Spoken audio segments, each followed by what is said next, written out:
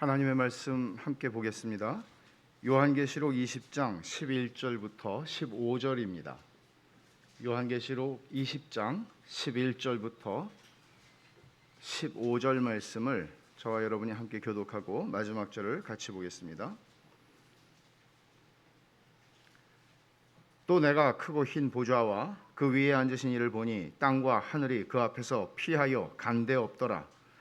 또 내가 보니 죽은 자들이 큰 자나 작은 자나 그 보좌 앞에 서 있는데 책들이 펴 있고 또 다른 책이 펴졌으니 곧 생명책이라. 죽은 자들이 자기 행위를 따라 책들에 기록된 대로 심판을 받으니 바다가 그 가운데서 죽은 자들을 내주고 또 사망과 음부도 그 가운데에서 죽은 자들을 내주매 각 사람이 자기의 행위대로 심판을 받고 사망과 음부도 불못에 던져지니 이것은 둘째 사망 곧 불못이라. 누구든지 생명책에 기록되지 못한 자는 불못에 던져지더라. 아멘. 오늘 본문은 최후 심판에 대한 예언입니다. 전 세계의 모든 기독교 신자는 사도신경으로 그들의 신앙을 고백합니다. 이것은 사실 카톨릭에서도 동일합니다. 저리로서 산자와 죽은 자를 심판으로 오시리라. 이 말은 예수 그리스도의 재림과 함께 예수님의 최후의 심판을 믿지 않는 사람은 그리스도인이 아니라는 얘기입니다. 최후의 심판에 대한 가르침은 우리가 취사 선택할 수 있는, 믿음에서 선택할 수 있는 영역이 아닙니다. 예수 그리스도께서 우리의 구주이시고 우리의 주님이라는 것을 믿는 것만큼이나 예수님이 재림하셔서 온 세상을 아담으로부터 마지막에 산 사람까지를 심판하신다는 것, 그리고 저와 여러분이 심판을 받을 것이라는 사실을 믿지 않는 사람은 그리스도인이 아닙니다. 웨스트민스터 신앙고백은 우리 장로교회의 표준문서라고 일컬어지는 우리 기독교 신앙의 내용을 너무나 잘 정리한 문서 중에 하나입니다. 여기서 최후 심판에 대해서 이렇게 말씀을 하는데, 여러분들이 주보의 설교 묵상 질문을 보시면 2번에 제가 그 내용을 써놨습니다. 33조 1항입니다. 하나님은 예수 그리스도로 말미암아 의롭게 세상을 심판할 한 날을 정해놓으셨다. 성부께서는 예수 그리스도에게 모든 심판하는 권세를 주셨다. 그날에는 타락한 천사들이 심판받을 뿐 아니라 또한 이 땅에서 살았던 모든 사람들이 그리스도의 심판대 앞에 나타나 자신들의 생각, 말, 그리고 행위를 직고하고 그들이 선악간에 몸으로 행한 것을 따라서 보응을 받게 될 것이다. 이것은 세상에서는 세상의 법정에서 이렇게 피하고 저렇게 피할 수 있는 길들이 있을지 모르지만 이 시간에 여러분들이 어떤 마음의 상태를 가지고 있고 여러분들이 회심한 사람이든 회심하지 않은 사람이든 상관이 없습니다. 여러분들의 나이가 어리든 많든 상관이 없습니다. 다 그리스도의 심판대 앞에 섭니다. 마지막 심판의 예언을 요한이 어떻게 시작을 하는가 하면 11절에 보면 내가 크고 흰 보좌와 그 위에 앉으신 이를 보니 라고 말합니다. 먼저 큰 보좌를 보는데 흰색이고 빛나는 색입니다. 흰색이라는 말은 흰색이기도 하지만 빛난다 하는 그런 의미예요. 그래서 보통 이 심판, 최후의 심판을 백보좌 심판이라고도 말합니다. 흰 보좌에 주께서 앉으셔서 심판하신다는 말씀이죠. 아마 이 보좌라고 하는 말이 지금까지 요한계시록에서 굉장히 많이 나오는데, 보좌를 어떤 형용사로 서술하는 이런 형태, 크고 흰 보좌라고 그랬잖아요. 이런 형태는 유일하게 여기가 처음입니다. 유일합니다. 왜 그런가 하면 이 20장 4절에서 보면 내가 보좌들을 보니 거기 앉은 자들이 있어 심판하는 권세를 받았더라. 이거는 하늘에 승리한 성도들이 앉아있는 보좌잖아요. 그 보좌하고는 다른 의미에서, 아주 특별한 의미에서 하나님이 심판의 보좌에 앉아서 라는 의미를 구별하기 위해서 쓴 것일 뿐만 아니라 또 하나는 이 심판의 권세와 위엄을 보여주기 위해서 크고 흰 보좌다 말하는 것 같습니다. 보좌에 앉으신 이를 봤다. 보좌에 앉으신 이가 성부 하나님이신가 성자이신 예수님이신가 하는 것에 대해서는 약간의 논란이 있습니다. 요한계시록에서 지금까지 보좌에 앉으신이라고 표현하면 성부 하나님이에요. 그런데 물론 22장 1절을 보시면 또 그가 수정같이 맑은 생명수의 강을 내게 보이니 하나님과 및 어린 양의 보좌로부터 나와서, 그러니까 어린 양의 보좌도 있는 것이죠 사실은. 그런데 심판하시는 최후의 심판이라는 성경의 교리를 우리가 생각할 때 최후의 심판을 하시는 분은 성부 하나님이신가 아니면 예수님이신가? 여러분은 어떻게 생각하세요? 분명히 로마서 14장 10절이나 마태복음 6장 4절이나 마태복음 18장 35절이나 이런 말씀들을 보면 성부 하나님께서 직접 심판하신다 그렇게 말씀해요. 그러나 또 다른 말씀들을 보면 가령 마태복음 25장을 한번 찾아봅시다. 마태복음 25장은 유명한 백보자 심판에 대해서 주님이 친히 하신 말씀이에요. 25장 31절입니다. 인자가 자기 영광으로 모든 천사와 함께 올 때에, 재림을 얘기하죠. 자기 영광의 보좌에 앉으리니 그랬습니다. 영광의 보좌에 앉아서 모든 민족을 그 앞에 모으고 각각 구분하기를 목자가 양과 염소를 구분하는 것 같이 하여 심판을 하신다는 얘기죠. 여기서는 누가 심판하는 거예요? 인자, 예수님이 심판하신다는 말씀을 하고 있는 것이죠. 또 요한복음 5장 22절에서 주님은 아버지가 아들에게 심판을 맡기셨다 그렇게 말씀하죠. 이런 말씀들을 보면 성부께서 심판하신다는 말씀도 있고 성자께서 예수님께서 심판하신다고 주님도 말씀하셨는데, 그러나 보다 명확하게 주님이 인자가 올 때에 영광의 보좌에 앉아서 심판한다 이런 말씀들을 보면 사실은 하나님 아버지께서 아들에게 심판을 위임하시고 예수님께서 오셔서 심판하신다는 말씀으로 읽을 수 있을 것입니다. 그래서 조엘 비키는 보좌에 앉으신 이는 그리스도다, 보통 신학자들이 그렇게 표현을 안 하는데 그리스도다라고 단정적으로 말을 합니다. 사도신경은 어떻습니까? 사도신경 아까 우리가 본 것처럼 주님이 재림하셔서 저리로서 산자와 죽은 자를 심판하러 오시는 분은 예수님입니다. 뿐만 아니라 웨스트민스터 신앙고백을 아까 제가 읽어드렸죠. 성부께서는 예수 그리스도에게 모든 심판하는 권세를 주셨다라고 말합니다. 그러나 성경 전체의 가르침을 보면 예수님도 나와 아버지는 하나이니라 라고 말씀하신 것처럼 사실 이게 성부 하나님이냐 성자 하나님이냐 하는 것을 이런 문제를 가지고 논란을 가지는 것은 유익하지도 않을 뿐더러 별로 필요하지 않은 논쟁이 될 것입니다. 여튼 우리는 하나님이라고 생각해도 되고 하나님께서 위임하셔서 예수님께서 심판하신다고 생각하셔도 괜찮습니다. 요한이 크고 흰 보좌와 그 위에 앉으신 이를 보았을 때 어떤 것을 또 보게 되는가 하면 11절 하반절에 땅과 하늘이 그 앞에서 피하여 간데없더라 말합니다. 새 시대가 시작되기 위해서 현 시대가 끝나야 한다는 것을 상징적으로 보여주는 말이에요. 이것은 어떤 면에서는 하늘과 땅으로 표현이 되는, 그러니까 땅과 하늘이 그 앞에서 피하여 간데없더라. 창세기 1장 1절에 보면 하나님이 천지를 창조하셨다. 하늘과 땅을 창조하셨다. 하늘과 땅만을 창조하신 게 아니라 사실은 모든 것을 창조하셨다는 말씀이잖아요. 하늘과 땅이 도망을 갔다는 얘기예요. 피하여라는 말은. 왜 도망을 갔을까요? 하나님의 심판하시는 권세와 위험 앞에서 두려워서 그것을 감당할 수 있는 피조물이 없다는 것을 얘기하는 것입니다. 그리고 하나님께서 이제 새하늘과 새 땅을 창조하시고 새하늘과 새 땅이 펼쳐지게 하실 텐데, 그러기 위해서 현 시대에 썩어질 것을 종노릇하는 것들은 이제 사라져야 하는 것입니다. 어떤 사람들은 그래서 이것을 우주의 해체라고 얘기하기도 합니다. 녹아서 없어지는 것이죠.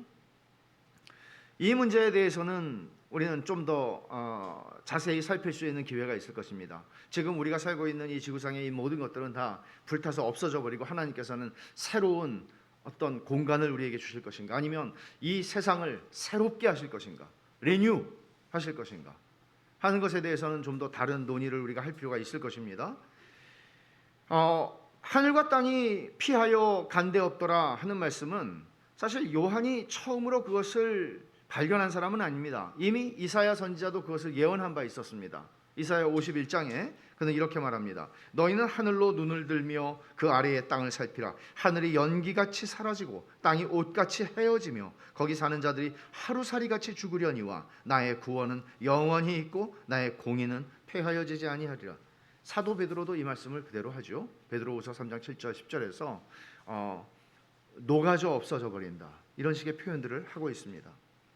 자, 11절로 가보. 이 11절은 심판하시는 하나님, 심판을 누가 하시는가? 보좌에 앉으신 이가 한다 하는 말씀을 했죠.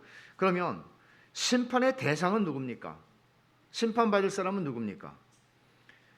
12절을 보면 또 내가 보니 죽은 자들이 큰 자나 작은 자나 그 보좌 앞에 서 있는데, 그러죠?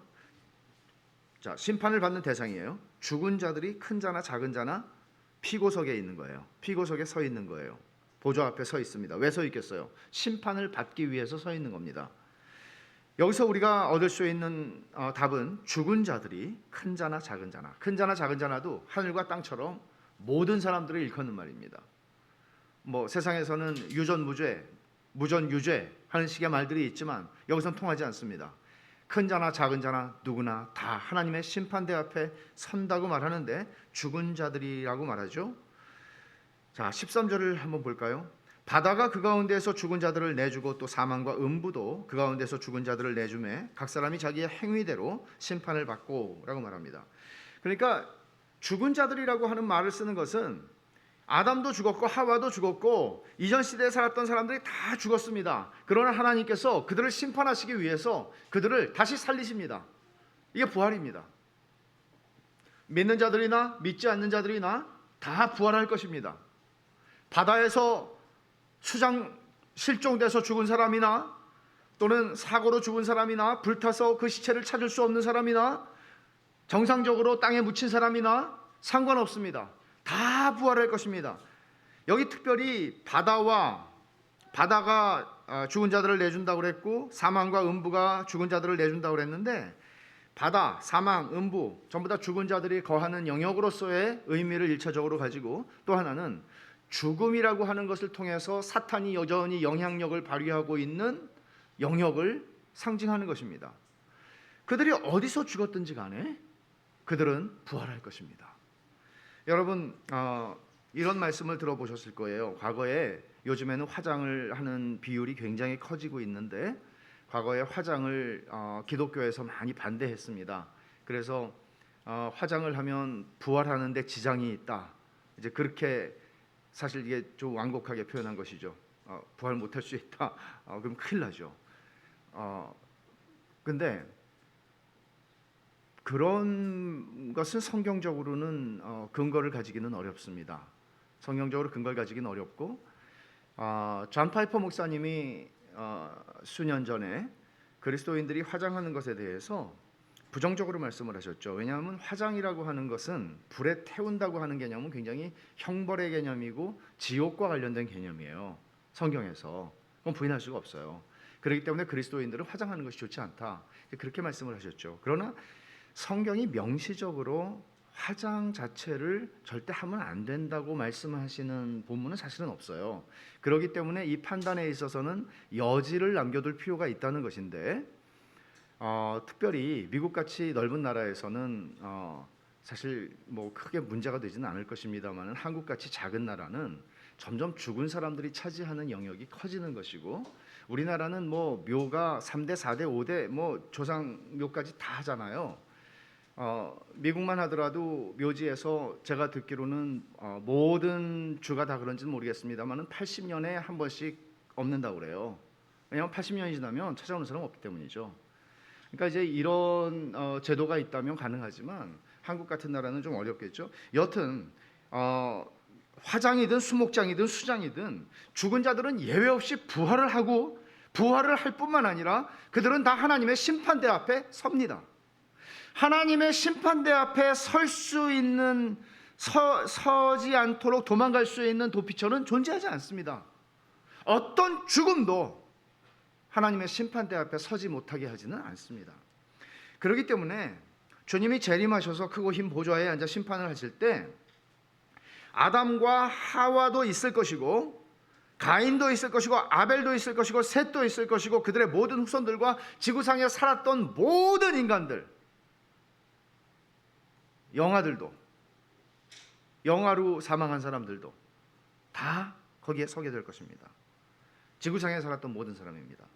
그래서 더글라스 켈리라고 하는 신학자는 이런 얘기를 합니다. 이는 역사상 가장 거대한 인간의 모임이 될 것이다. 아담과 하와의 후손 중 한 사람도 빠지지 않는 모임이 될 것이기 때문에.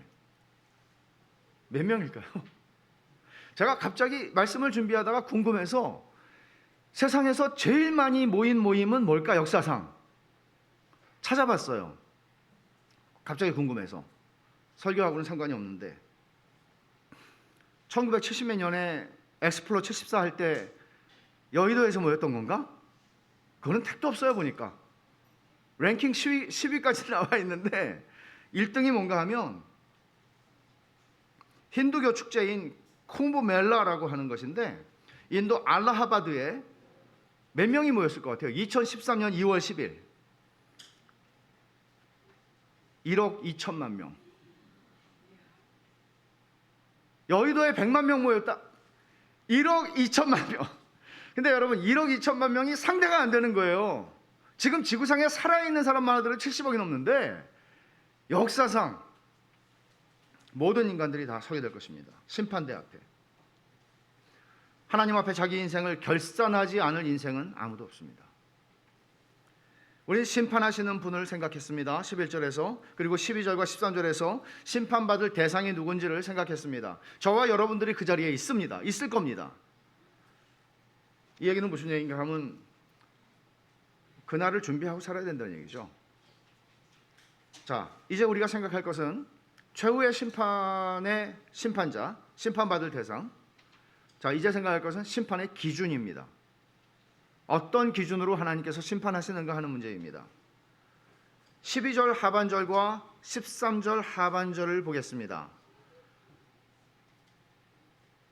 죽은 자들이 자기 행위를 따라 책들에 기록된 대로 심판을 받으니 라고 12절 하반절이 말했고 13절 하반절에 각 사람이 자기의 행위대로 심판을 받고 라고 말합니다. 행위대로 심판을 받는다고 말하죠. 살아생전에 행한 행위를 따라서 심판하십니다. 자, 그럼 이런 질문이 생기죠. 믿는 사람들도 그렇습니까? 믿는 사람들도 행위로 심판받습니까? 본문을 보시면 믿는 사람들은 예외라고 말하지 않습니다. 믿는 사람들은 빼놓고, 너는 믿었으니까 빼놓고, 너는 믿었지만 이기적으로 살았고, 너는 자기중심적으로 살았고, 출세하려고 살았고, 돈 벌려고 살았고, 세상 즐기느라고 살았고, 그래도 믿었으니까, 너 베샬롬 교회 교인이니까 너는 예외라고 말하지 않습니다. 행위대로 심판합니다. 그러면 여러분들은 이런 생각을 하지 않겠습니까? 그럼 예수 믿는 거는 뭐지? 행위로 구원받지 않고 믿음으로 구원받는다는 말은 도대체 뭐지? 이런 생각을 하지 않겠습니까? 여러분, 제가 이렇게 말을 할 때 아니 갑자기 왜 변했지? 목사가? 이렇게 생각하십니까? 자, 말씀을 보십시다. 마태복음 16장 27절입니다.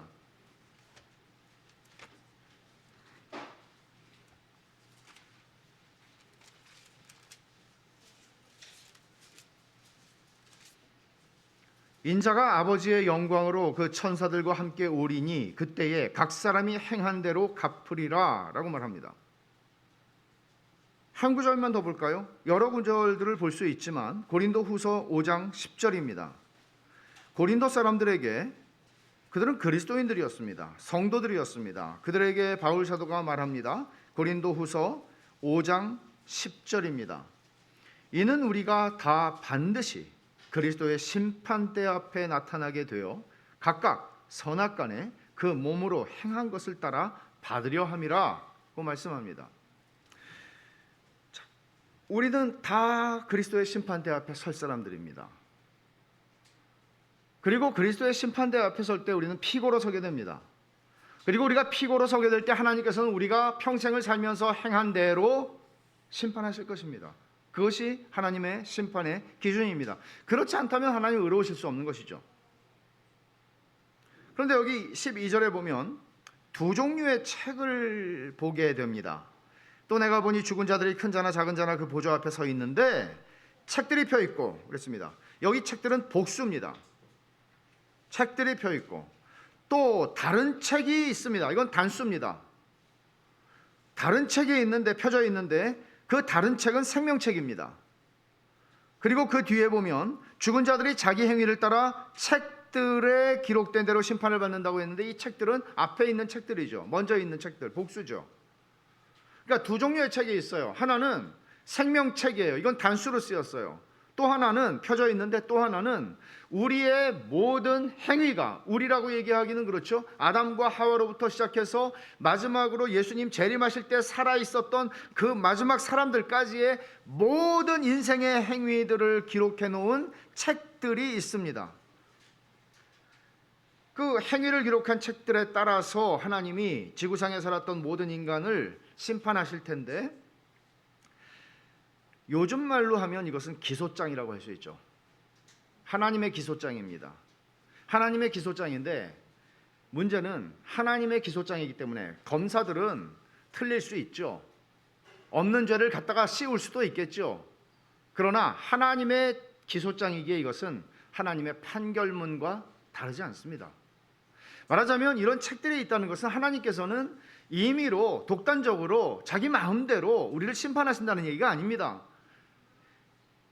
로마서 3장에서는 19절에서 이렇게 말하죠. 모든 입을 막고 하나님의 심판 앞에서 하나님 그거 틀렸어요. 하나님 나는 결백합니다. 난 그 부분에 대해서는 그거는 말도 안 되는 얘기입니다. 그건 덮어 씌운 겁니다. 라고 말할 수 있는 사람이 없다는 거죠. 왜냐하면 하나님께서는 우리의 행위라고 표현을 하시지만 그 행위만이 아니라 우리의 동기와 우리의 생각과 우리의 의도와 이 모든 것들을 다 아시고 그것을 말씀하실 것이기 때문입니다. 그 앞에서 우리는 입을 벌릴 수 없습니다. 이 세상을 살면서 어찌어찌 살면 들키지 않고 삽니다. 괜찮은 사람이라고 평을 할 수 있습니다. 그러나 하나님의 심판대 앞에 섰을 때 드러나지 않을 것은 하나도 없습니다. 그래서 히브리서 4장 13절은 이렇게 말씀합니다. 찾아봅시다. 히브리서 4장 13절. 이 말씀을 우리 같이 한번 읽어보십시다. 히브리서 4장 13절입니다. 지으신 것이 하나도 그 앞에 나타나지 않음이 없고 우리의 결산을 받으실 이의 눈 앞에 만물이 벌거벗은 것 같이 드러나느니라. 우리는 일생을 살면서 뭔가를 가지고 치장할 수 있습니다. 자신을 숨길 수 있고요, 자신을 미워할 수 있고요, 자신의 학식이나 자신의 교양이나 자신의 옷이나 자신이 가지고 있는 인맥이나 기타 어떤 것으로도 우리는 우리 자신들을 치장할 수 있습니다. 그러나 그 앞에서는 벌거벗은 자와 같이 드러나게 될 것입니다. 하나님 앞에서 자기 인생에 산 것을 결산하지 않고 지나갈 수 있는 인생은 없습니다. 말하자면 기독교 신앙은 죽어서 끝나는 거 아닙니다. 인생은 하나님 앞에 책임지도록 되어 있습니다. 제가 어떤 분의 글을 봤는데요, 자기가 잘못한 게 아니래요. 그분이 미국 목사님인데 잘못한 게 아닌데 군대 생활을 할 때 얘기인데, 자기가 어떤 중범죄에 연루가 어떻게 돼가지고 기소를 받았다는 거예요.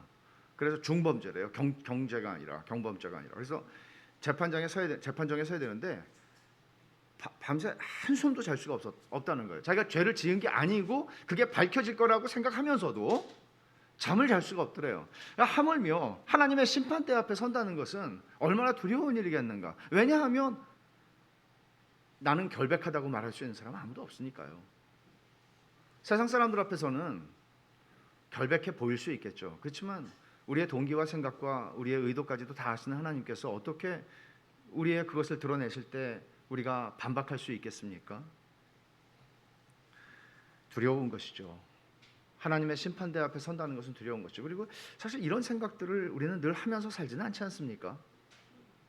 내가 하나님의 심판대 앞에 설 것이다. 그리고 행위를 따라서 모든 것을 드러나게 될 것이다. 여기 책이라고 하는 말들을 쓰고 있죠. 그러나 이 책이라고 하는 것을 여기서도 우리는 문자적인 의미로 받아들여서는 안 됩니다. 말하자면 하나님은 영이신데 하나님께서 책들을 막 막 책들을 가지고 도서관처럼 너 이름 뭐야? 김영희 찾아가지고 죄를 그렇게 하시지는 않으시겠죠. 이것은 어거스틴이 말한 것처럼 하나님의 틀림없고 실수가 없으시고 오류가 없으신 하나님의 기억을 말하는 것입니다. 어거스틴의 말입니다. 이 책들은 신적 기억을 상징한다. 이 기억의 책은 모든 행위, 말, 생각, 동기들을 오류 없이 기록하는 책이다. 무한하고 편재하신 하나님은 역사의 모든 세부 사항들까지도 완전하고 오류 없는 관찰로 지켜보셨다. 신자들 예외가 아닙니다. 신자들이 행위로 심판을 받는다면 우리가 믿음으로 받았다 하는 구원은 무엇일까요? 그건 어떤 의미가 있는 걸까요? 여기에 또 다른 책, 생명책이 존재하는 이유입니다.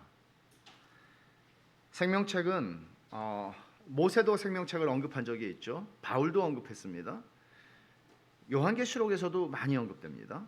생명책은 아마 고대 세계에서 국가나 도시나 이런 곳에서 그 국가나 도시의 그 시민들의 명부와 같은 그런 개념으로 지금 생명책이 쓰이고 있는 것이죠. 그러니까 생명책에 내 이름이 기록되어 있다 하는 것은 내가 천국의 시민이고 하나님의 구원받은 자녀다 하는 얘기입니다. 그러면 관건은 이거죠. 내가 교회를 다녔느냐, 내가 믿는다고 스스로 생각했느냐 하는 문제가 아니라는 것입니다. 왜냐하면 마태복음 25장에 보면 나는 잘 믿는다고 7장에도 그런 말씀이 있죠. 마태복음 7장에도 난 잘 믿는다고 생각하고 나는 당연히 생명책에 내 이름이 있을 거라고 생각을 했는데 주님은 생명책에서 우리를 발견하지 못하시는 거죠. 그들을. 이런 일들이 일어날 거라는 얘기죠. 그러면 어떻게 이걸 확인합니까? 생명책에 내 이름이 있는지 없는지 어떻게 확인할 수 있습니까? 베샬롬 교회 교인 명부에 있는 것이고 생명책에 기록되는 것입니까? 그렇지는 않죠. 신자들이라고 해도 하나님께서 행위로 심판을 하신다 하는 말씀은 신자들이 얻은 구원 얻는 믿음은 신자들이 믿음으로 구원을 얻죠. 구원 얻는 그 믿음은 하나님께서 그 믿음으로 말미암아 우리 안에 선한 행위를 창조하시는 믿음이라고 얘기합니다. 이게 참된 믿음의 특성입니다. 내가 하나님을 믿는다고 했는데 여전히 내게서는 이기적이고 자기중심적이고 내가 이전에 살아가던 삶의 목적을 조금도 수정하지 않고 그것을 추구하고 살아가고 내 삶의 패턴과 내 삶의 방향성과 이것들이 하나도 변하지 않는 믿음이라면 그 믿음은 가짜입니다. 그 믿음은 여러분이 믿는다고 착각하는 것이지 여러분들은 하나님하고 아무 상관이 없는 겁니다. 내 삶은 아무 상관이 없고 내가 원하는 인생을 내가 지금까지 살아왔던 인생을 내가 회심을 했고 예수를 믿는다고 하면서도 여전히 나는 그 인생을 살아가고 있다면 상관없는 겁니다.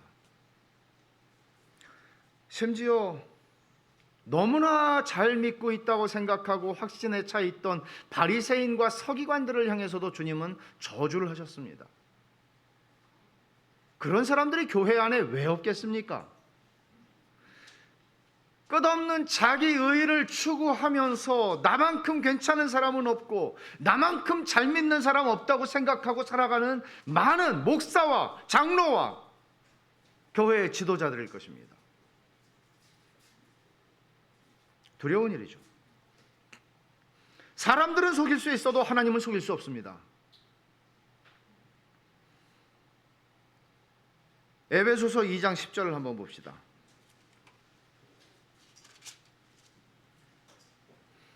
우리는 그가 만드신 바라 그리스도 예수 안에서 선한 일을 위하여 지으심을 받은 자니 이 일은 하나님이 전에 예비하사 우리로 그 가운데서 행하게 하려 하심이니라. 이 말씀이 어디 나오는 말씀이에요? 바로 앞에 너희가 은혜에 의하여 8절에 믿음으로 말미암아 구원을 받았으니 이게 너희에게서 난 게 아니고 하나님의 선물이라. 행위에서 난 것이 아니니 이는 누구든지 자랑하지 못하게 함이라.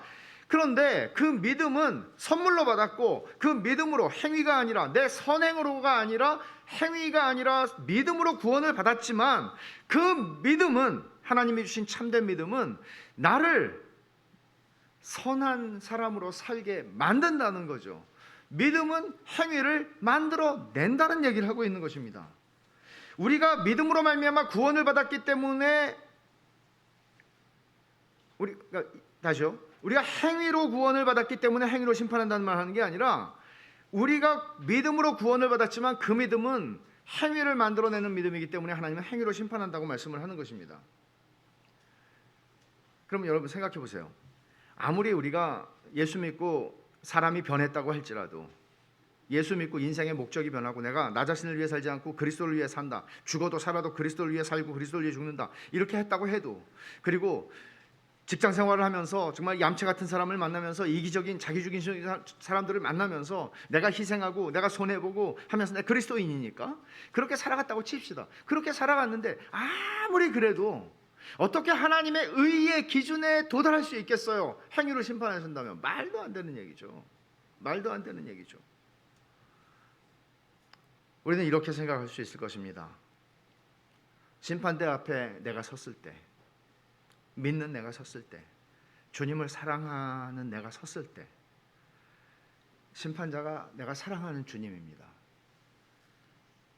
그런데 주님은 행위대로 심판하시는 분이십니다. 그래서 나의 행위를 드러내실 것입니다. 나의 부끄러운 의도와 동기와 숨겨져 있던 모든 생각들을 드러내실 것입니다. 나는 그것을 직면하지 않을 수 없을 것입니다. 그래서 심판대 앞에 선 나는 유구무원입니다. 이제 주님께서는 유죄 판결을 내리시고 내게 지옥의 형벌을 부과하셔야 마땅합니다. 그런데 잠시 그 판결이 나기 직전에 천사장이 김형익의 이름이 있는지를 생명책에서 찾아봅니다. 생명책이 주님의 보좌 앞에 있으니까 찾아봅니다. 그리고 발견했습니다. 여기 김형익 있습니다. 저는 주님께서 저에게 유죄 판결을 내리시고 지옥의 형벌을 부과하셔도 할 말이 유구무원입니다. 그런데 천사장이 제 이름을 찾아냅니다. 그때 주님께서는 그리스도 안에 있는 너에게는 정죄할 것이 없다. 왜냐하면 그리스도가 너를 대신해서 정죄를 받으셨기 때문이다 라고 선언하실 것입니다. 그리고는 이사야 선지자가 말한 대로 나의 모든 내 앞에 드러난 모든 죄악들을 당신의 등 뒤로 던져버리실 것입니다. 이것이 끝이 아닙니다. 하나님께서 내게 주신 믿음이 내 안에서 만들어낸 선한 행위들에 대한 상을 주실 것입니다. 말도 안 되는 것입니다. 내가 지옥의 형벌을 면하는 것만 해도 감당할 수 없는 하나님의 무한하신 은혜요, 하나님께 영광을 돌려야 할 텐데 하나님께서는 그 믿음으로 말미암아 내 안에서 당신이 만들어내신 선한 행위와 당신이 만들어내신 나의 생각과 당신이 만들어내신 의도와 당신이 만들어내신 하나님의 영광을 위해 살고자 했던 그 모든 것들을 주님께서 인정하시고 우리가 믿음을 가지고 믿음을 지키고 살아가느라고 견뎌왔던 모든 삶을 주님이 아시고 C.S. 루이스의 표현을 빌면 형이가 고맙다, 어프리시에이트 하실 것입니다. 말도 안 되는 얘기죠. 지옥의 형벌을 받아야 마땅한 존재들에게 분명히 지금 바로 당장 내 앞에 내 인생의 행위가 다 드러났음에도 불구하고 그런 일을 행하실 것입니다. 그래서 생명책은 신자들이 최후의 심판대 앞에 서게 될 때 우리의 피난처입니다. 유일한 피난처입니다. 하지만 생명책에서 이름을 발견할 수 없는 사람들에 대해서는 가차없는 유죄 선고가 내려질 것입니다. 그것은 그들에게 내려지는 형벌은 둘째 사망입니다. 14절입니다. 사망과 음부도 불못에 던져지니 이것은 둘째 사망 곧 불못이라. 누구든지 생명책에 기록되지 못한 자는 불못에 던져지리라. 둘째 사망. 생명책에 기록되지 않은 사람들은 둘째 사망, 두 번 죽는다. 두 번 죽습니다. 예수 그리스도를 믿지 않은 사람들은 두 번 죽습니다. 첫 번째 죽는다는 것은 우리가 보통 말하는 죽음입니다. 우리의 영혼과 육체가 분리되는 것입니다. 그러나 주님은 우리의 죽은 육체를 다시 살리십니다. 그리고 다시 육체와 영혼이 만나게 하시고 하나님의 심판대 앞에 서게 되고, 그리고 둘째 사망을 선고받게 됩니다. 그것은 지옥의 형벌입니다. 불못에 던져지는 것입니다. 불못이라고 하는 것은 육체적인 고통을 포함하지만 영적인 고통을 본질상 영적인 고통을 영원히 겪는 지옥을 상징합니다. 왜 영적인 고통이라고 말하는가 하면, 사탄과 타락한 천사들은 육체를 지니지 않습니다. 그들도 영원한 고통을 거기서 당하게 될 것입니다. 사탄도 불못에 던져졌고, 여기 마지막으로 사망과 음부도 불못에 던져졌다고 얘기를 하고 있습니다. 그러나 예수를 믿지 않고 살아갔던 모든 사람들이 육체와 영혼이 다시 연합되어서 그들은 영적인 고통은 물론이거니와 육체적인 고통도 영원토록 겪게 될 것이 바로 둘째 사망이라고 하는 말입니다. 사망과 음부가 불못에 던져진다. 이렇게 해서 하나님의 심판은 끝납니다. 바울 사도는 고린도전서 15장에서 말씀했죠. 맨 나중에 멸망받을 원수는 사망이니라. 왜냐하면 죄로 말미암아 사망이 들어왔기 때문입니다. 사망은 하나님의 완전한 창조 세계에 죄로 말미암아 들어온 저주였기 때문에 하나님께서 그 사망도 불못에 던지십니다. 그리스도께서 영원한 영광의 새하늘과 새 땅을 가져오시기 위해서 죽음의 저주를 음부와 함께 정죄의 자리에 던져버리시는 겁니다. 여러분, 그날은 옵니다. 반드시 옵니다. 판타지 소설을 얘기하는 게 아닙니다. 그날은 옵니다. 저와 여러분들이 그날을 피할 수 있는 사람은 아무도 없습니다. 그날에 주님이 재림하셔서 크고 흰 보좌에 앉아서 인류 역사의 모든 사람을 심판하십니다. 하늘과 땅도 피하여 간데 없다고 할 만큼 두려운 심판의 날입니다. 그날 우리는 심판대 앞에 다 설 겁니다. 오늘 우리가 안전자리로 이렇게 베샬롬 교회라고 하는 그룹으로 서게 될지 저는 알지 못합니다. 그러나 우리는 다 그 자리에 있게 될 것입니다. 심판하시는 주님 앞에 숨겨질 수 있는 존재, 개인 없습니다. 여러분, 오늘날 대형 교회에 들어가면 얼마든지 등록하지 않고 평생을 교회를 다니는 교인으로서 익명의 교인으로 살아갈 수 있을지 모릅니다만은 하나님 앞에서는 숨겨질 수 있는 개인은 없습니다. 숨겨질 수 있는 행위도, 숨겨질 수 있는 동기도 없습니다.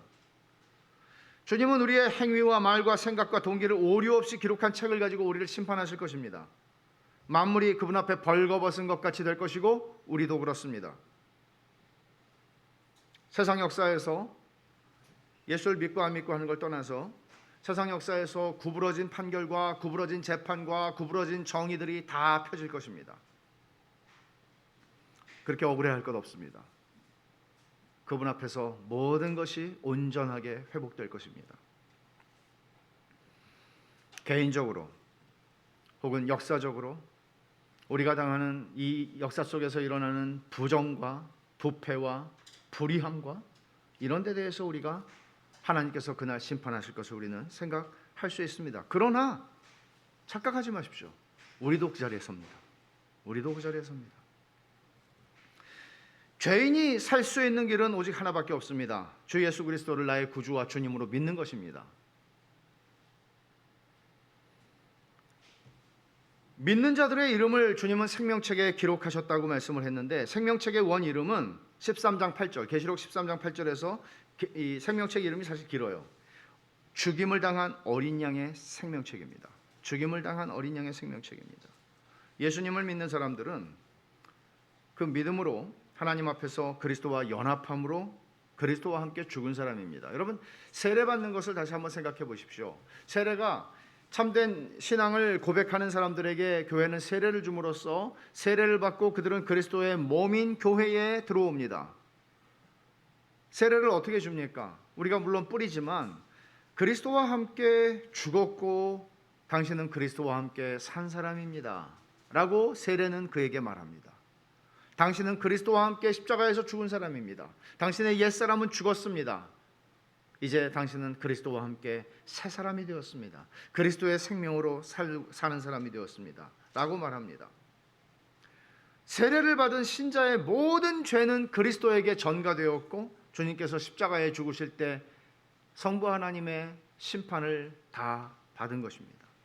남김없이 내가 받을 형벌과 저주가 그리스도 예수에게 전가되어 그리스도가 다 받으신 것입니다. 그럼에도 불구하고 그 심판의 날에 여러분과 저는 소환될 것입니다.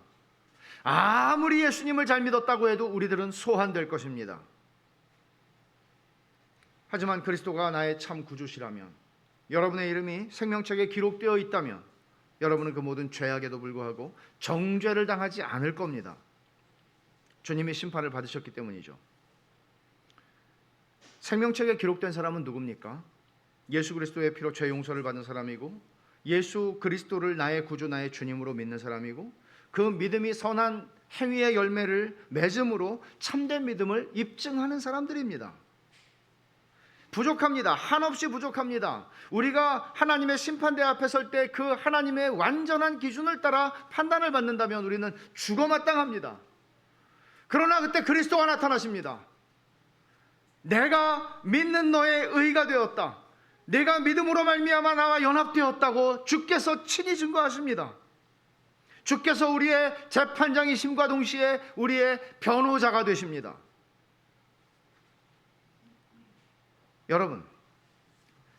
여러분이 정말 믿는 사람이라면, 나는 그리스도인이니까 심판의 날하고는 아무 상관없어 하고 안락 의자에 누워서 그렇게 편안하게 생각하고 살 수는 없습니다.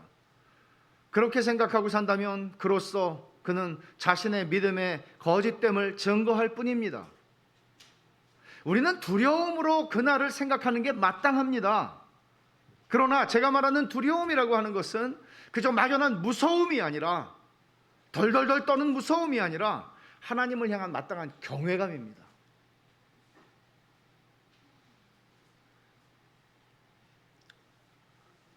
거룩하신 하나님을 향한 경외감이 가져오는 두려움을 가지고 우리는 그날을 피하는 것이 아니라, 생명책에 기록된 신자들은 그날을 기다리는 것입니다.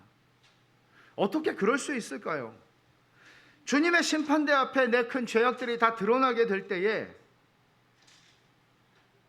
드러나자마자 생명책에 그의 이름이 있다고 천사장이 말할 때에, 나의 그 부끄럽기 짝이 없는 그 죄악들이 용서받을 때에, 그 죄악들에 대한 형벌을 그리스도께서 당신이 수치를 당하시고 고난을 당하시고 죽임을 당하심으로써 다 갚으셨다고 말씀하실 때에 하나님의 무한하신 자비하심이 드러날 것입니다. 우리는 평생에 어메이징 그레이스를 수없이 불렀을지라도 우리는 그때 하나님의 은혜가 얼마나 어메이징한 것인지, 은혜가 얼마나 큰 것인지를 그때 우리는 감당할 수 없는 은혜를 누리게 될 것입니다. 그리고 하나님을 찬송할 겁니다. 모든 신자들에 대한 재판이 이루어질 때 온 세상은 그분을 영화롭게 할 것입니다. 그리스도의 십자가의 죽으심이 우리의 모든 우리의 모든 죄를 덮었고, 그분의 수치가 우리의 모든 수치를 덮은 것을 우리가 알게 될 것입니다. 여러분들은 준비되셨습니까? 그날은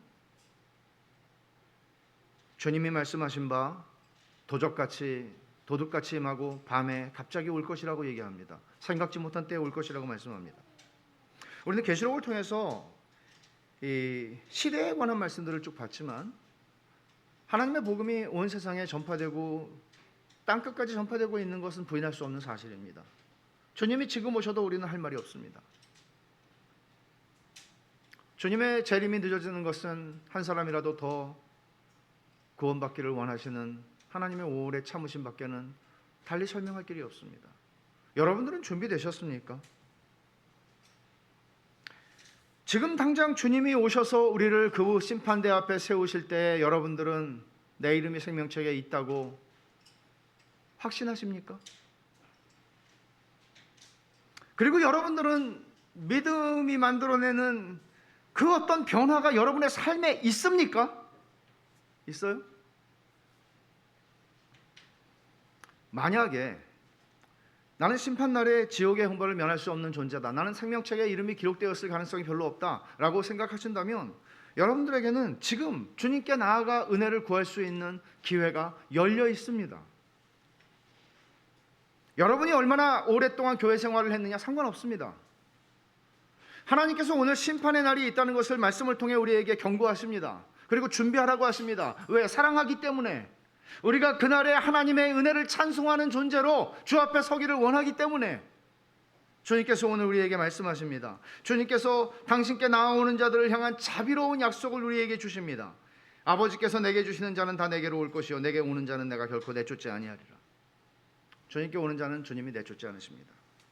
또 말씀하시죠. 나를 보내신 아버지께서 이끌지 아니하시면 아무도 내게 올 수 없다. 오는 그를 내가 마지막 날에 다시 살리리라. 마지막 날에 다시 살리리라. 마지막의 심판을 생각하고 삽시다. 준비된 삶을 하루하루 은혜를 받으며 살아가십시다. 이제 구주를 믿는 자들을 위해서 주님이 차려주신 식탁으로 나아가겠습니다. 기도하겠습니다. 하나님 아버지 감사합니다.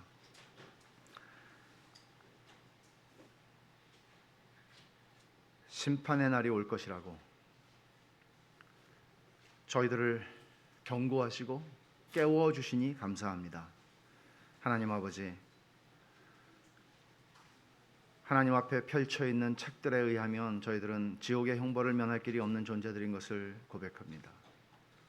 그러나 예수 그리스도를 구주와 주님으로 믿는 모든 자들을 위해서 주님이 십자가에서 피 흘려 죽으셨고 우리의 수치를 덮기 위해 수치를 당하신 것을 믿는 모든 자들에게 그들의 이름을 생명책에 기록하시고 그들에게 말할 수 없는 은혜를 부어주셨고 그날에 정죄함을 받지 않게 하신 은혜를 인하여 감사합니다.